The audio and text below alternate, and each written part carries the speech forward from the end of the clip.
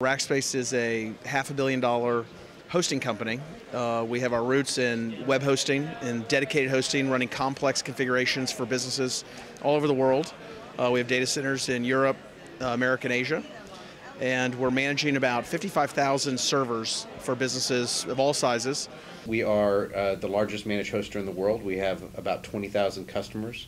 We were founded in 1998, so we've been around 10 years. Our key differentiator is around what we call fanatical support. Basically, it's the proposition to customers that we're going to keep their environments up and online, and whenever there's an issue, we're going to make sure it gets handled. So there's a lot of talk today about cloud and what cloud computing means, and we feel like we've been in the cloud space, honestly, since we were formed. To us, cloud computing in its most basic form is moving servers and moving compute power outside of your walls and putting them with a hoster or an expert such as Rackspace. And so we've been doing this for quite some time. There have been some changes in the way cloud computing has been thought of by companies and by customers, and that they think of as much more of an on-demand model, both in terms of availability and in terms of pricing.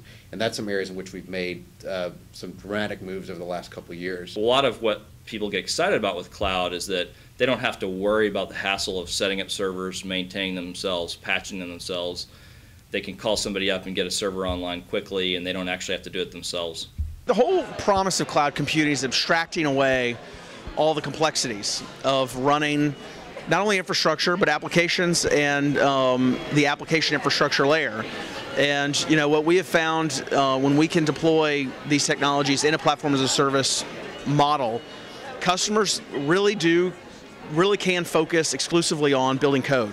Hybrid's another topic that comes up quite a bit in the realm of cloud these days, and again, to define what people mean when they talk about hybrid, at its most basic, it's the concept of a physical server and a virtual server being able to live together on the same network, and at least that's the way the market has defined it.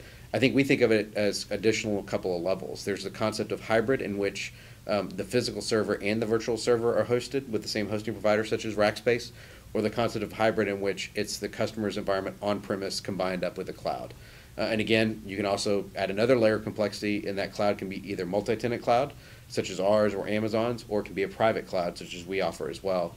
And so what customers are trying to figure out is there are certain workloads and applications that make sense to run on dedicated physical machines. And those physical machines are ones that they can either choose to have on premise or with Rackspace, and there are loads that work well in the cloud. And so customers are trying to figure out how to determine which ones work where, and then more importantly, how to have those two environments live together.